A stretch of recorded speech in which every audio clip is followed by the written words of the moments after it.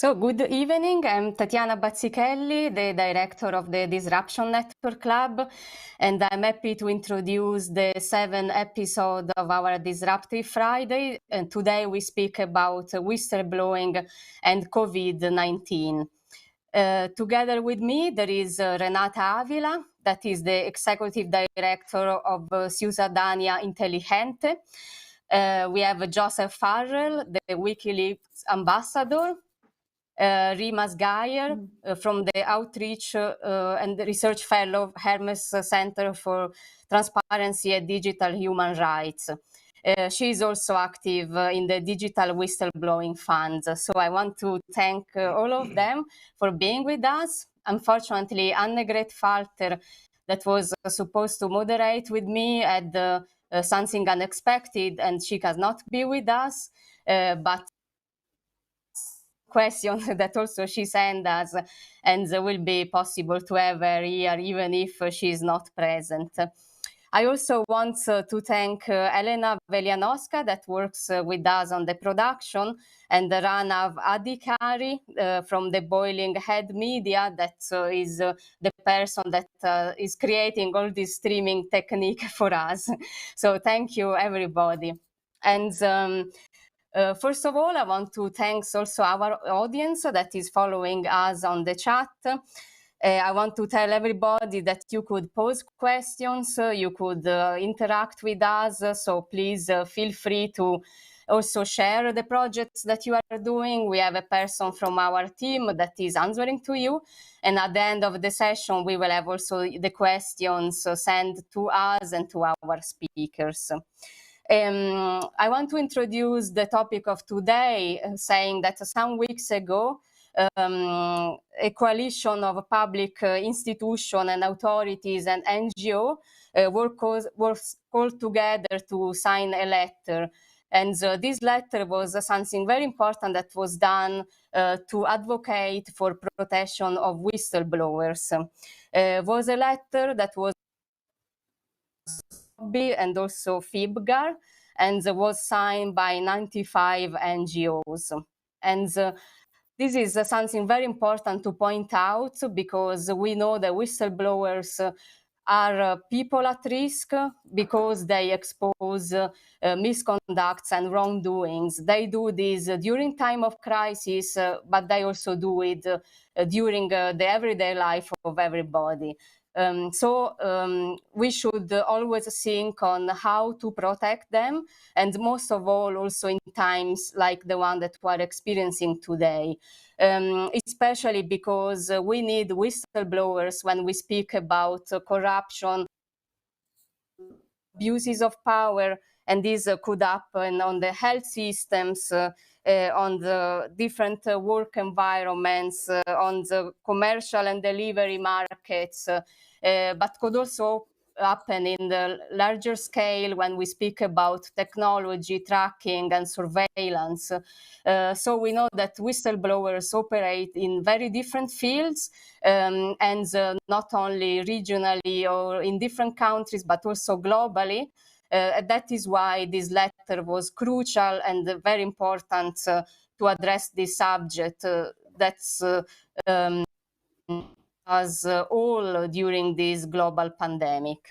Today, I would like also to give first the word to our speakers to introduce what they're doing, because we want to speak about whistleblowing during these times, but they have been all working with the subject of whistleblowing for many years. Before entering into the specific topic of the crisis, also I would like to ask to introduce themselves briefly and tell us what are they working on at the moment, and briefly describe in which way they are also supporting whistleblowers with their work. So we start with Renata first. Thank you, Renata, for being with us. Thank you so much for having me, Tatiana. You know that I'm an old friend of Disruption Lab, and I love what you do and your work, getting closer to different communities, the challenges that we find in the digital and also in the democracy space. So to tell you who I am, I'm a human rights and technology lawyer, And I will say that I'm working on two spheres. My professional sphere, I head an organization called Ciudadanía Inteligente. And we, among other two organizations, we are leading the efforts to bring awareness and create a multinational platform of whistleblowing in Latin America. That platform is already launched. It's called LATAM Leaks. And you can look at it at latamleaks.lat. Basically, what we have now, how it started, whistleblowing in Latin America, started with different drop-in boxes in different countries. But so it started digital. It was not a very strong culture on whistleblowing in the region, because basically it's a very hostile environment to anyone raising up the voice. And Latin America has among the highest rates of murders of human rights defenders, activists, and journalists. So you can see how incompatible it was to start promoting, I think that the task of whistleblowing in the region has a completely different context of the European context until now, because we have seen that even in Europe, journalists can be tortured, murdered, or imprisoned, as Julian Assange is at the moment. So that was the idea. The idea behind LATAM Leaks was to bring together all the people providing the technological tools to blow the whistle, and advance it and take a step further and do the work we need now, which is the work on policy and the work on laws, a law reform, a comprehensive Latin America law reform to accelerate, to fast track the whistleblowing protections that we need, in parallel to the journalistic protections and also the protections of human rights defenders. Thank you, Renata. Then I would pass the word to Joseph Farrell, that is the WikiLeaks ambassador. Thank you. Well, this is just my introduction, correct? Yes. So I'm a journalist. I've worked for Julian and WikiLeaks for the last 10 years. We don't ever speak about what we're working on presently, but this is a time when there's so much whistleblowing that needs to be done. And we have developed a very secure Dropbox that is infamous or famous, not infamous. And so I would encourage anybody who has stuff to go and visit wikileaks.org. We work in conjunction, in close collaboration with the Courage Foundation, which is there to support the legal needs and any obstacles that a whistleblower might come into in the process of their blowing the whistle. And that's very important, because so often people don't do it because they fear the repercussions.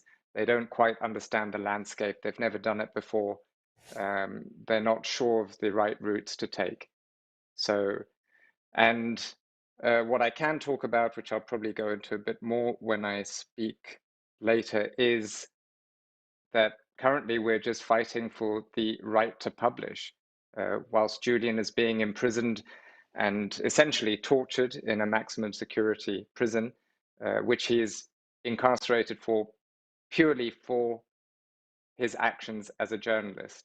And so there's a whole campaign around that. If the United States government is successful in extraditing Julian for his work as a journalist, there will be no such thing as free speech.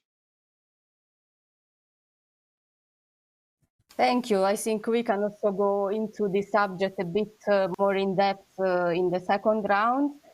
I then pass to Rima to introduce herself and her work at the Hermes Center. Thank you, Tatiana. I'm Rima Sghaier, and I'm project manager and outreach director at the Hermes Center for Transparency and Digital Human Rights. I'm Tunisian, but I'm currently based in Italy to work with the center. And it's basically a digital rights NGO that operates globally, developing technologies to promote civic engagement and accountability. One of the most important and relevant to this important conversation, to which we think, thank you so much, the Disruption Lab, for hosting this conversation, is WikiLeaks. And WikiLeaks is an open source, free software to create secure, anonymous whistleblowing platforms. And it has been developed now since 2012, used mostly by investigative journalists, human rights organizations, and anti-corruption agencies. Thank you. Thank you, Rima. Also, I want to say, if people are interested to know a bit more about WikiLeaks, Giovanni Pellerano was with us at the conference Truth Tellers in November 2016. So we have in our video channel his own presentation about WikiLeaks.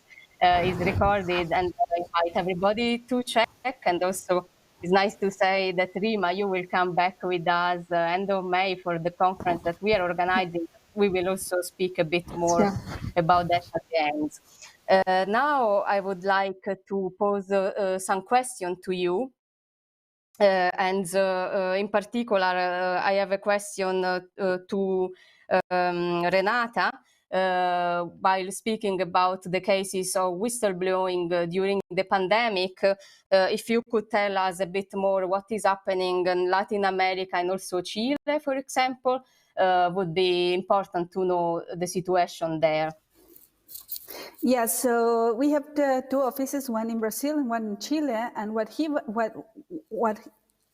the root of all the problems and why we need whistleblowers is because those in power are not sharing the information that we need to take the most important decisions in our life. And I think that in our generation, never before we felt that urgency, that need, that vital need of having access to accurate information than now. The information about how sick you can get, how prepared is your government to respond to a crisis, how aware is the people on very basic things, is not being provided to citizens in Latin America, and concretely is not being provided to citizens in Chile. The information is among the most incomplete informations that people have had access to. And it is a series of contradictory messages from the authorities, contradictory actions as well, with partial lockdowns in some places, but open for business in others, with no clarity on how resources are allocated, and with a lot of abuse of power, which often happens in highly unequal societies like Chile. With the private sector, those who can afford it live in a different sphere and different risk than those who cannot. So in this balance of power and haves and have-nots, whistleblowing comes as a key piece to rebalance this power that citizens have been taken away from them. And it can come from different places. It can come from the person working at the airport and seeing how how the movement and the actions by the operations do not reflect what the authorities are saying. Or it can come from someone who is seeing that public airplanes are being used to transport private people to get a speedy access to health services, while other rural inhabitants get neglected. We haven't seen specific cases of whistleblowing. What we saw was a very unfortunate case of a publication publishing a leak of information that was in custody of the authorities, and then it was published with a lot of negligence, revealing sensitive data of then you see the intersection with privacy, sensitive data of people affected by COVID. So, and then a whole debate unfolded in Chile on these revelations, because the lack of access to adequate information from the government triggered a leak that was not necessarily, that was actually very, very, very, very complicated to deal with. And I imagine that was a very hard decision to publish for the journalist. While at the same time, and it's a point that in addition to that I want to make, yes, a lot of sensitive information will be published. A lot of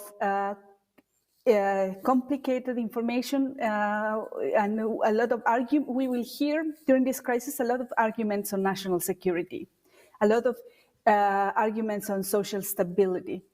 But the truth is that we as citizens are expecting higher standards of proactive transparency from governments, and higher standards in the custody of the sensitive information that citizens are that they have access to, because citizens are part of their they are providing the health services and so on. So I hear a lot of exceptions apply during this crisis. Transparency should not be sacrificed during a crisis. On the contrary, I think that higher levels of transparency should apply, and higher levels of responsibility from authorities on the information that they provide should apply, and also constant information should be, if they want to avoid a storm of leaks, constant information should be provided to the population. Very briefly, I know that I have extended a lot in this response, but it's important to compare two different problems. Problem of Chile, not enough information. Problem of Brazil, misleading information by the president, by the authorities. We all have seen what's going on with Donald Trump in the US. Jair Bolsonaro is 10 times worse. The level of, he has been reckless in his declarations. He has been irresponsible in his actions. And I expect as well, I hope that we will see people coming forward, whistleblowers coming forward, because it is a tragedy. It is one of the countries most affected by COVID. And of course, those affected are, if you apply the analysis with an intersectional lenses, those Afro-descendants who are poor, who have been marginalized and punished by the system of Bolsonaro during this very tragic time, are those affected by the illness.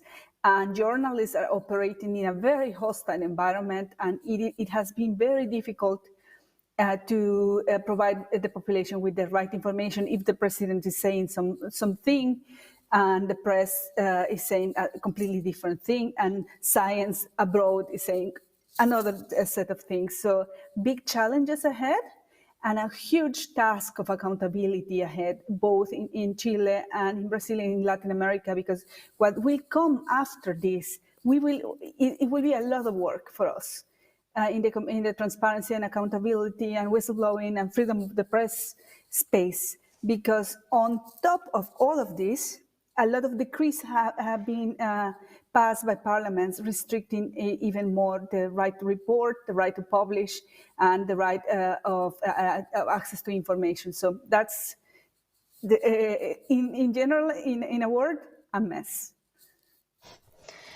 Thank you, Renata. I also think that, of course, the situation now is even more complicated because many countries have declared the state of the exception, and so they can also introduce new form of measures. So we were discussing here at the Disruptive Friday, also 2 weeks ago, what is happening in Poland and Hungary.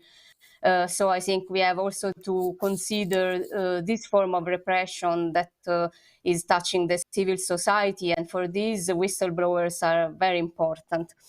Then I would pass to Joseph to speak about the situation in the UK, to know if there are important whistleblower cases there.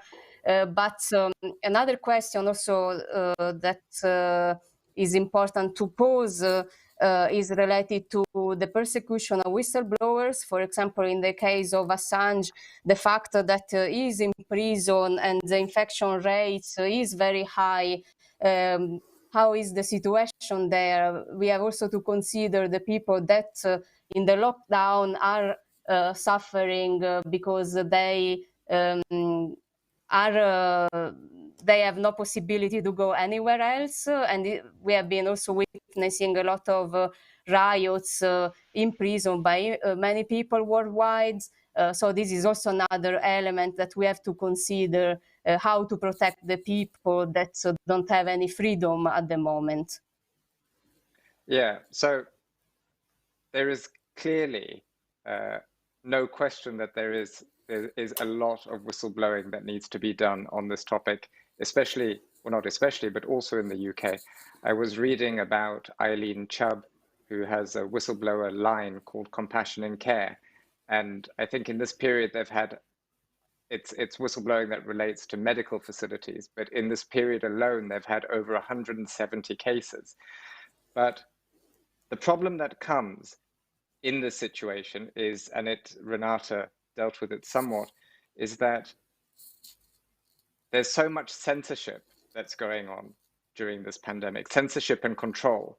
And in this desperate and dire situation, we found ourselves in a quote unquote situation that it's almost reasonable that the social change happens. I think in years to come, we'll discover that it wasn't reasonable, but it was in fact treasonable. But the term allowing for that social change, we're more disposed to it because the situation is dire. And that social change could also be termed social control. So we know that in times of crises, exceptional measures are normalized. It becomes accepted, and we accept them more readily ourselves. And if you look at the term crisis itself, it's Greek for a turning point. And so the turning point is happening both for the individual, but also for the government. They're using it as a turning point. And the one good thing, if you like, is that we are all in this position together. So it's a very leveling ground, and that also allows for more people to come together as we've come together now and talk about it, because we're all in the same position. And we're also all subject to the information that we receive, and that information is being clamped down on. In the UK, you see basically just a constant call to support Boris Johnson. And yet the UK has one of the worst regional death rates due to the virus. So much so that it is very rare to find a country comparative graph. And actually, just before this talk, I decided to do a very cursory search on Google for the UK graph of COVID cases compared to others. And throughout the UK media, the only graphs I could come across were from March and April. So it seems that it's almost like the only path to the truth is via the official government advice. And when has that ever been an idea that is genuinely and generally subscribed to? Some of their advice, which I don't disagree with, is of course to maintain social distancing. However, they're pushing the boundaries of that idea and are allowing for it to penetrate other spheres of our lives. So there's now a push to create digital distancing, which in turn creates a social distancing of ideas. And we see this in WhatsApp, where you can only forward a message to an individual person. You can't send it to a lot of people. So that is us allowing for Facebook, who owns WhatsApp, to control just how much our ideas get out to other people. We're talking about a control that is enveloping 2 billion people. And also in the UK, in fact, they've gone so far as to engage with big organizations such as Amazon, Microsoft, and Palantir to use NHS patient data to help combat the virus with data analytics. Now, Palantir is a known CIA contractor. So here we are willingly giving our data over to to the CIA. And sure, in the small print, it says things like the data will only be used for A, B, or C. But since when has the CIA, the CIA is an organization that thrives through murder and assassination. It's not necessarily something they're going to adhere to. The small print says that they will destroy or delete it when the virus is over. And here we see how words get manipulated. We see when the virus is over, well, when is it going to be over? It's never going to be over. Even if we get it under control, it's not going to be over. The way organizations and governments twist words, enhanced interrogation techniques. It's just another way of saying torture. And so I think this should be a very strong wake-up call for all of us. We, as I've said before, we're all in the same boat. And when did the sharing of ideas become a thing that needed to be controlled? And they do it in the name of regulating or suppressing false information or fake news. But that leads to a one-dimensional view. And the only thing that can really help that is robust, strong scientific journalism. With scientific journalism present, it is very difficult for fake news to, excuse the pun, go viral. It's difficult for it to exist because, and the other benefit of having something, if you can call it a benefit, of fake news, its mere existence makes, or should at least make, people question the story they're reading. And if scientific journalism is present, then it doesn't matter if you don't quite believe what you're reading. You can go and look at the backstory and everything that is related to that story. And that's essentially what the WikiLeaks model was. It has always been about scientific journalism. You don't have to believe what we put out because you can go and read everything that is the basis for what we have put out. And I suppose we're lucky in that, and I am going to take a lot of credit, that we have seen what is called the WikiLeaksization of the media in many places. And that's not my term.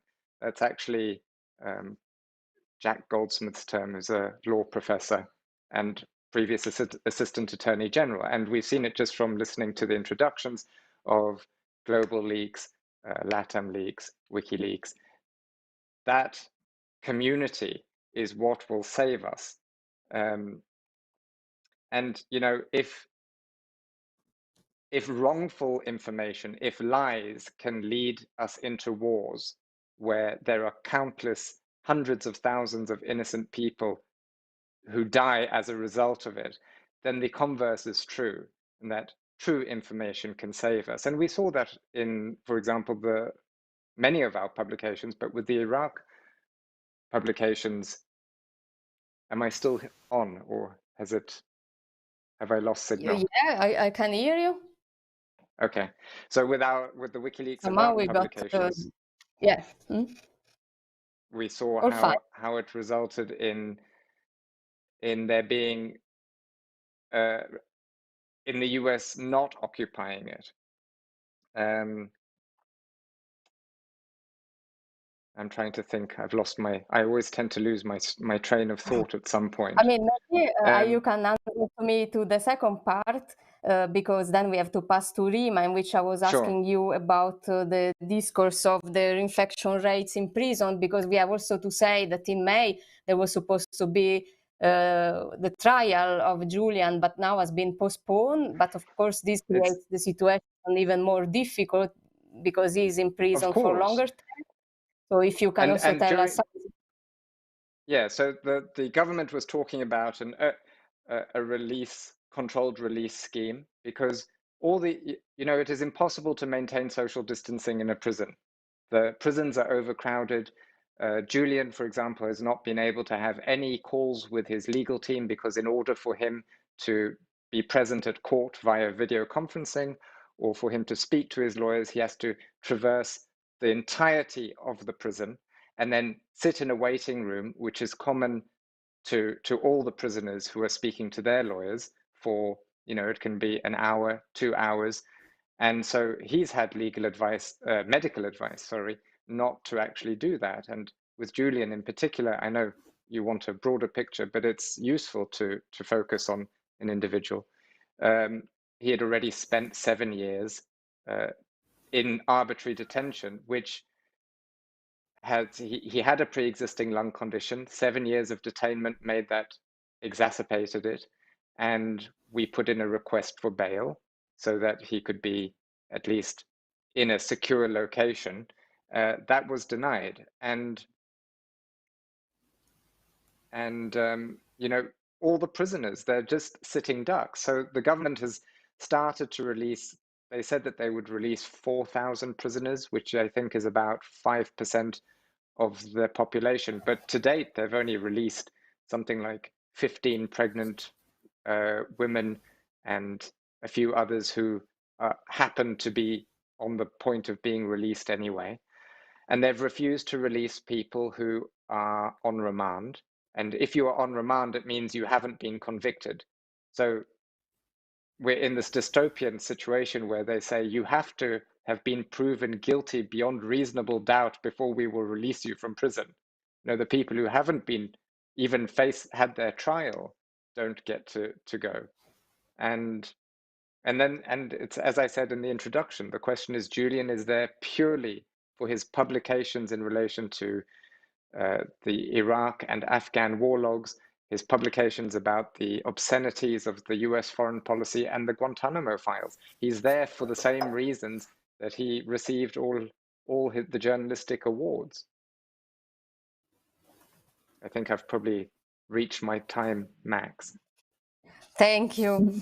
I think we can also go on further with the question of the public in going in depth on certain subjects, but now I want to pass to Rima, and I would ask her to tell us a bit more about the situation in the MENA region. She has been operating a lot in Tunisia as well. So can you tell us something about the freedom, the press freedom there? What is the situation for whistleblowers in the crisis in that specific region? Thank you, Tatiana. And I would like to add on what Renata and Joseph said. In a context where, frankly, what's happening in the MENA region is a part of a global response to the crisis, where we had a lot of panic and fear, creating a certain rhetoric by government, what we can call a war rhetoric in this health crisis, antagonizing critics. And in these months, it has been very difficult for journalists to work. And here I would like also to mention freelance journalists all over the world. I see it in Italy, but in many other countries where their livelihoods has been put at risk with all these draconian measures. Even if journalists are considered essential workers, they are actually unable to work in many countries without what they call like the journalist card. Journalists, but also human rights defenders in the MENA region. I can mention Algeria or Egypt, where we have seen some kind of like a use of this context where there is a lot of panic and a logic of priority, where like health is everything, is the center of everything. And we've seen authorities crack down on human rights activists and arrest bloggers. And we've seen also parliaments in the MENA region working on some emergency laws with the pretext of fighting fake news, but written in a way that absolutely endangers freedom of expression. And for us at the Hermes Center, we care about whistleblowers and protecting whistleblowers, but all the ecosystem around it, the lawyers and the journalists, and all those who contribute to speaking truth to power. And we have been also part of the letter that you mentioned, signed the letter that you mentioned, Tatiana, but also there is a lot of of work that the civil society is doing to denounce the deployment of massive surveillance and the response, the government response that is not based on the respect of fundamental rights. I wanted to mention that we would like to support more in this time where we need a lot of accountability and to understand what happened and like the truth about the spread of the disease. We have a small granted program that I'm managing for the Hermes Center for Transparency and Digital Human Rights called the Digital Whistleblowing Fund. And we're about to roll out a new round for granting five grassroots organizations, support technical and financial to create their own whistleblowing solutions.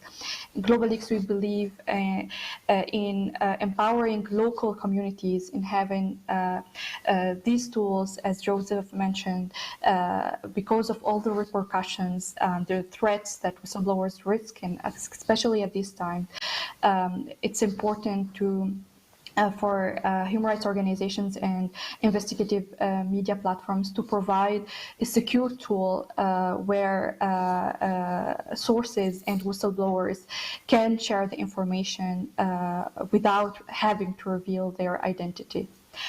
Thank you. Thank you.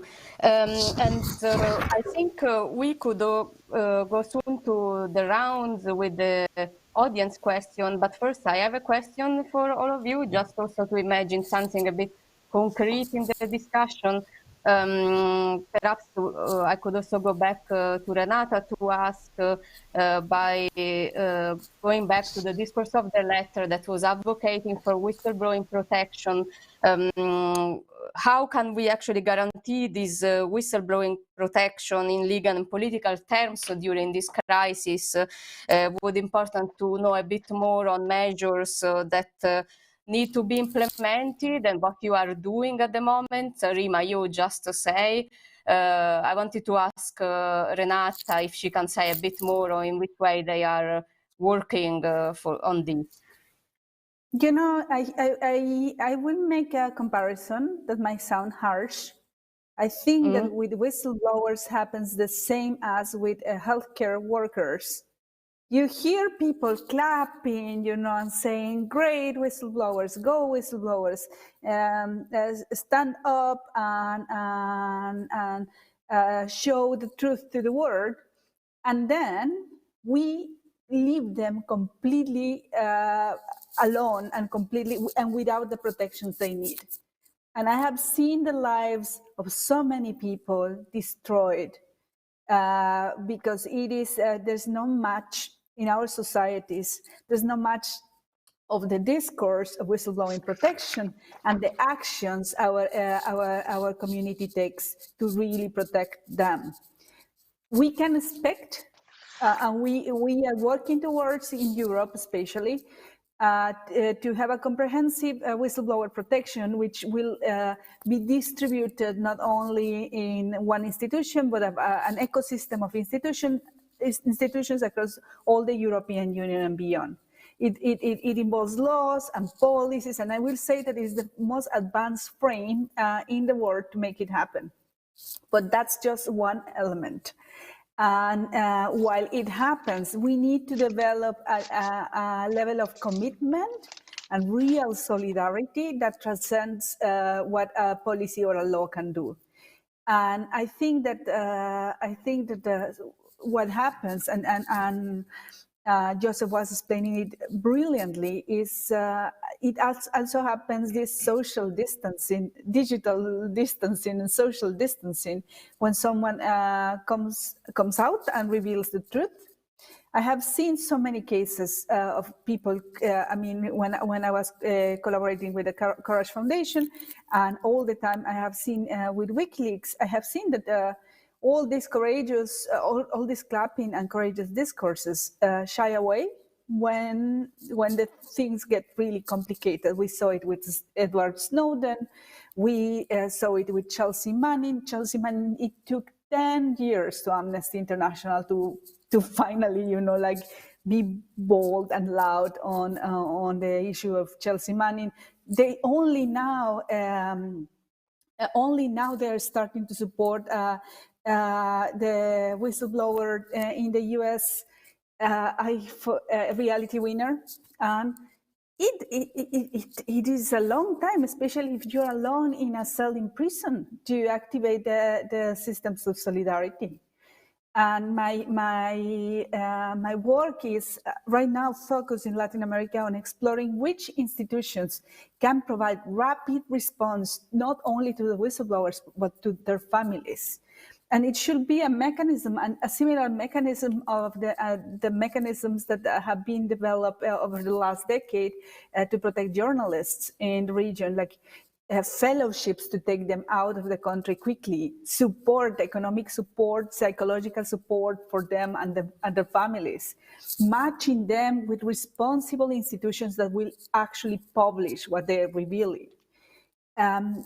It takes a community to protect whistleblowers, but the benefit that, there has been a fetishization, I cannot say the word, sorry, but you understand what I meant. It has been this obsession on just the day when the lights are on and when the big revelation, and there's very little follow-up, actually, even in the stories. And publishers, at the same time, courageous publishers and courageous whistleblowers are facing a lot of threats. We have seen it with the case of Julian Assange. We have seen it with the case of Glenn Greenwald in Brazil, with all the revelations on Sergio Moro and Jair Bolsonaro. We have seen it everywhere. And instead of ostracizing them, we need to support them as we can. If we can support independent media with a donation, or WikiLeaks with a donation, if we can support, even with an invitation, I mean, your family can stay in my living room one night if they need protection. Actions are better than clapping and are better than words. And a chain of solidarity actions can actually save lives and improve our democratic ecosystem. Make it more regular. Make it an activity that is not so costly to do. Mm-hmm. Yeah, I would say it's time to ask for the question of the public, and of course I would also ask, by answer to that, maybe to give a comment to what Renata just said. So we take all the things together. Elena here from behind the curtains to tell us how it's going with the chat of the public. Are there any questions? Hello, can you hear me? Yeah. Yeah, okay, good. Yeah, today the chat is a bit quiet, but I think it's very essential, these few questions that we have. So I will just read it to you now, and you can pick up. They're mostly addressed. So the first one is a question to Renata, but actually more of a clarification. Does anyone know the specific articles? Like, can you mention the specific articles in Chile that you were referencing? Or maybe we can do that later in the chat. Or if you could refer to a certain link. So there is one question for Rima, but also for others, if they know. Has there been any response from governments or policymakers on the letter that you signed by the NGOs for better whistleblower protection? One is also general question to all. Is it possible to say a few words about the fundamental infrastructures available to whistleblowers at the outset of their whistleblowing activities, and beside the anonymized Dropbox, for anyone here who might not have background knowledge on the subject? And the fourth one is more like a comment or about your practice of work. I would like to hear a discussion on the topic of partners, meaning journalists, lawyers, public advocacy organizations, about the responsibility towards the individuals and the information that they receive. Meaning specifically, how do you decide when not to publish an information or when to redact information to protect the whistleblowers. So this is all from the questions now. I will also share it with all of you. Okay, so I think we can start first with Renata, because there was something very specific. And then we can go to Rima about the letter, and if there was any response. Also, everybody is asked to that. So maybe we can start with these two. Renata, we cannot hear you. Sorry, I was muted.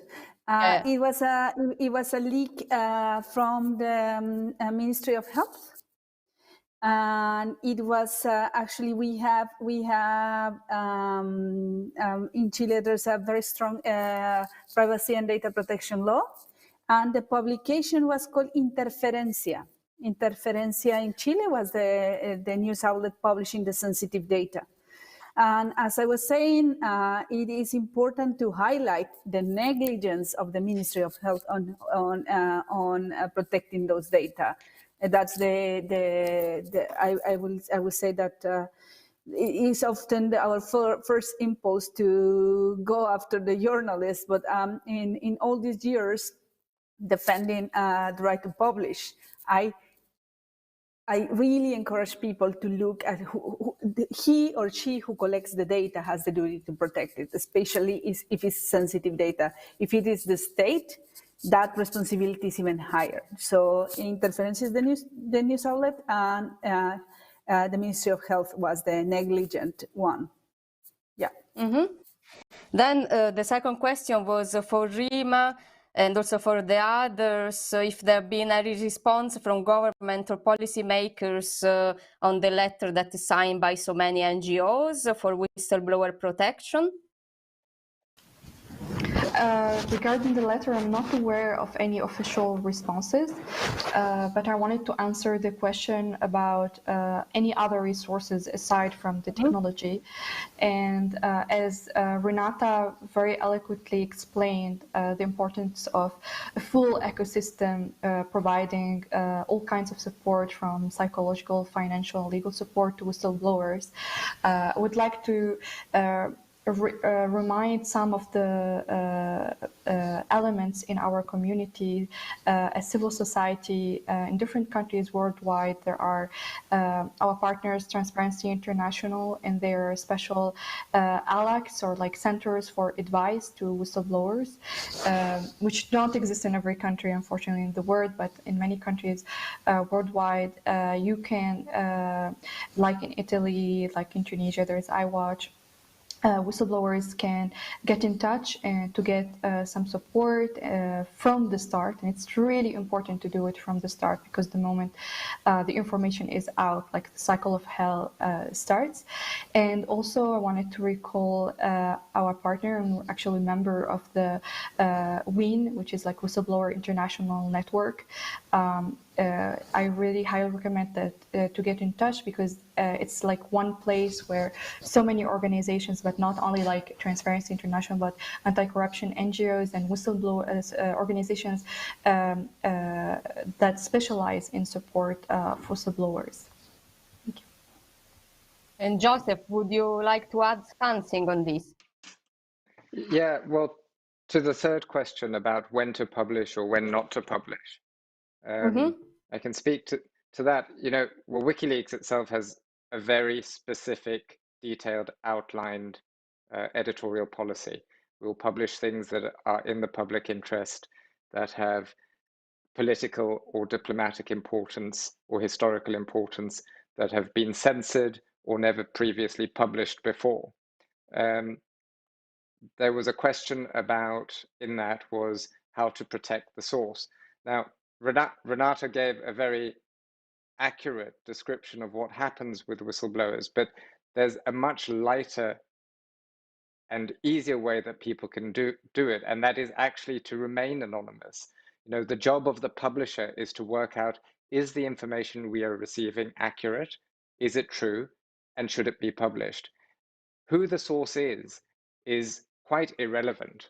And so that's the point of keeping it an anonymous Dropbox, so that somebody can do something huge like that and not face repercussion, but they have to keep quiet. They can't go telling people that they've done it. And that was unfortunately where Chelsea Manning exposed herself. It didn't happen through the Dropbox system.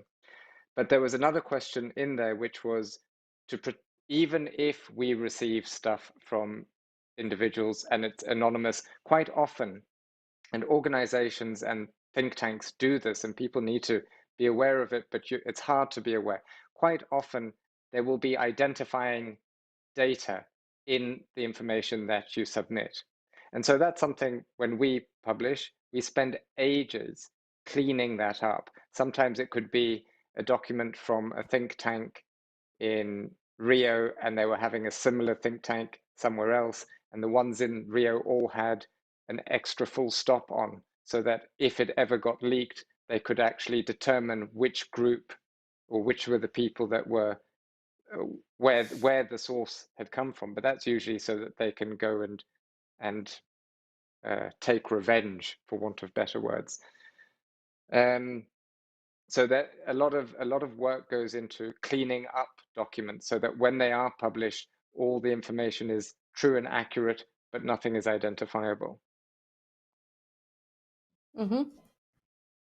And I think was also very important the point that Renata was saying at the beginning, the one about transparency, especially related to what is happening at the moment, because we are also witnessing a lot of misinformation, especially related to medical records, information on the health system, and so on. So I also believe that we need two different paths that go along to about security and also the protection of whistleblowers by having the right infrastructure. But at the same time, we also need to guarantee transparency to be able to have access to the data that matter, and that also allowed us to understand what are the reliable sources and what is the correct information that needs to be spread. And this is also related to the discourse of journalism, to literacy that Joseph was also speaking about. Rima, for example, would you like to add something more about the discourse of transparency and also the current misinformation that we are experiencing? Reflection on this? Thank you, Tatiana. Sure. A lot of the problems exactly that we're having are not, like, we talk a lot about fake news, but we're talking a lot less about what we know about the different measures that the governments are taking, including the tracing apps and the technology used and the data, like what is the data that is being collected and how is it being collected,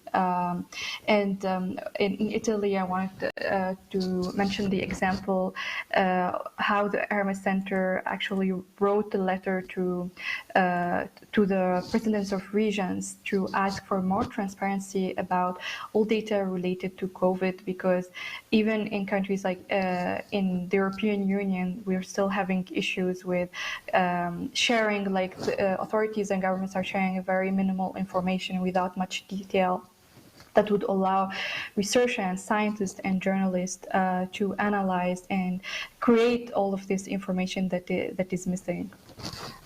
I will paste it in the chat. Thank you, Tatiana, and everyone. And I also wanted to point out that the 12th of August, we will have an event, hopefully outdoor, in which we will show the film Never Whistle Alone. That is also about Italian whistleblowing and anti-corruption. So I take the opportunity to mention that, because also what is happening in Italy at the moment in terms of freedom of speech or transparency is something that needs also to be considered in our discussion. I think we are basically at the end. I just would like to ask the three of you if you have a final comment, and then we can call Lieke to announce what is happening next. But first, I want you to have the final word. The final word is collaboration to me. We found a lot of inspiration on technical partners like WikiLeaks and GlobalLeaks, publishing partners, also all the activists and policymakers struggling to pass the EU directive on whistleblowing. And it is a model, a model of collaboration and constant solidarity. We have a fight ahead, and the fight that we have ahead is to impede the extradition of Julian Assange next September, because that's a model case that can affect whistleblowing globally forever. If both the publisher and the whistleblower are punished with torture, that's a very, very bad message that we are sending to all over the world. So it is a great opportunity to unite in a global struggle and to pass the laws that will protect whistleblowers and journalists adequately as we face these big challenges ahead of us, with secrecy at its core and whistleblowing as the medicine to fix it. Thank you, Renata. Then I would ask Joseph to say his own feedback. Well, Renata basically said everything I would have said, mostly. She did a very good job there. But I think solidarity is definitely a very good word. You have to look out for each other. Whistleblowing and publishing are symbiotic. One doesn't live without the other. And as she said, Julian's case, it's not about Julian. Everyone needs to remember it's not about Julian. That case is about the right to publish. And if they get him, then there's nothing to stop any country in the world requesting the extradition from any other person anywhere in the world if they just publish something that they don't find particularly favorable. So solidarity, unite, and write everybody. It's a European issue as much as it is a UK issue. Everyone should be writing to their members of parliament to stop this. Thank you. Thank you, Joseph. And Rima, you want to conclude? Yeah, absolutely. Thank you, Tatiana. I wouldn't have said it also better than Renata. Solidarity is here. The key word for us is civil society and attention, like not losing focus, like the attention the focus on all what's happening right now, threatening freedom of expression, and how it's important for technology and law and all the elements of civil society to be united in all these diverse communities and be connected and know each other's stories and what's happening. That is really, really important. Thank you. Thank you, Rima. So now I pass to Lieke Plucher, that is directed with me the Disruption Network Club, and she will also introduce what is happening soon for a conference that we organize in cooperation with National, speaking about transparency. Lieke, are you there? Yes, I'm here. Thank you. So yeah, normally at the end of the Disruptive Fridays, we organize the next Disruptive Fridays, but now we're actually going to organize something even better because we have our conference coming up on the 29th and the 30th of May, so in 2 weeks. And the conference is called Evicted by Greed, Global Finance, Housing and Resistance. And it will consist of a 2-day program of panels and keynotes with experts and activists from around the world. And we will be talking about how speculators and investors are using loopholes to disrupt the housing market. And also, of course, what we can do about this. So we're very happy to have also Rima with us again for the conference. And she will be the moderator of the panel Foggy Properties and Golden Sands, Money Laundering in London and Dubai. And in this panel, we will have Sam Leon of Global Witness and Karina Shedrovsky of the OCCRP Organized Crime and Corruption Reporting Project. And they will be speaking about how money laundering and organized crime and corruption are influencing real estate, and especially addressing the context of London and Dubai. And yeah, there's a lot more on the program. I cannot go, of course, through everything now because we have limited time. But I would also still like to mention that we will have a keynote on the first day by Christoph Trautvetter, who's a public policy expert working on real estate ownership in Berlin. And he just published this week a study about the anonymous real estate owners in Berlin. It was published by the Rosa Luxemburg Foundation, and it was quite shocking that they found there's actually a lot of anonymity about this real estate investors, and we need definitely a lot more transparency. So he will be talking about this, and we also have somebody speaking about the content in Barcelona. This will be Manuel Gabarra de Sus. So this will be one of the keynotes. And yeah, if you want to check the full program, of course, you can see it on our website. And yeah, the conference will be via live streaming, just as the event today. And there's no need to register. It will be free to attend. And of course, yeah, we hope to see also many of you there. And yeah, that's it for the announcement. And thank you, Lieke. I also take the opportunity that was moderating the chat today.